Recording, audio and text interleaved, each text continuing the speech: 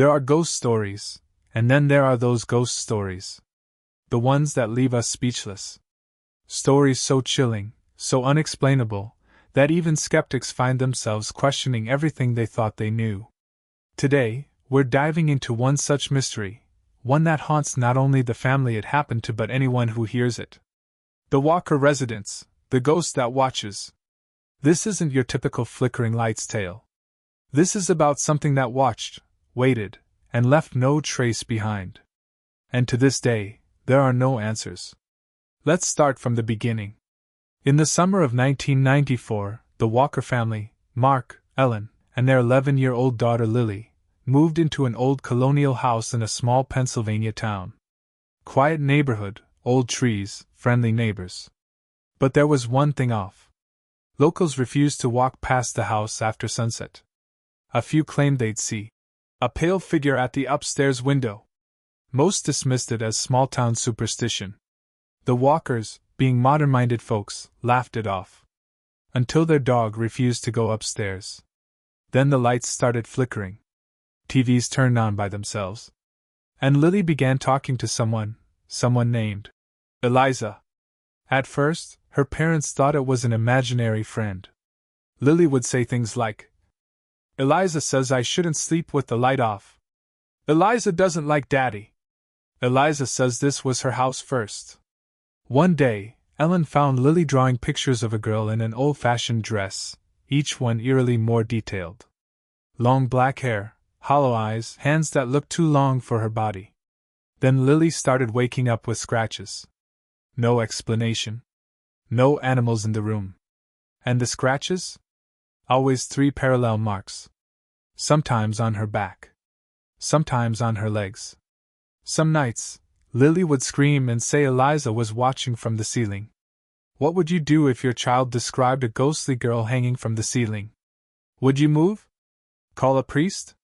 Or tell yourself it's just imagination? Ellen eventually contacted a local paranormal group after overhearing Lily whispering to someone in her room, while alone. The audio captured during that investigation? Horrifying. EVP, electronic voice phenomena, revealed whispers, some said. "Get out. This is mine. You took her." The team also picked up cold spots of 10 degrees Fahrenheit lower in Lily's room and caught a strange shadow on thermal imaging, like a figure clinging to the ceiling above her bed. When asked, "Who are you?" on the spirit box, a female voice replied, "Eliza." A local historian was brought in. He found that a girl named Eliza Rowan had died in that home in 1892, at the age of 12. She reportedly fell from the attic window, and her body was found twisted, eyes wide open, almost like she was pushed. Some believe Eliza never left. Others think something more sinister attached itself to the house, and used her name as a mask. Here's the question: do spirits lie? Or are some entities pretending to be something they're not? 3 months into the haunting, Mark heard loud banging upstairs, like furniture being thrown. He rushed into the attic, where the noise seemed to come from. But here's where it gets disturbing. He found the attic door open, but inside, nothing. Except for Lily, standing perfectly still in the corner, eyes closed, whispering, "She's here." He tried to wake her. She wouldn't respond for over 2 minutes. And when she finally opened her eyes, she asked, "Why are you in Eliza's room?" After that night, the Walkers never let Lily sleep alone again.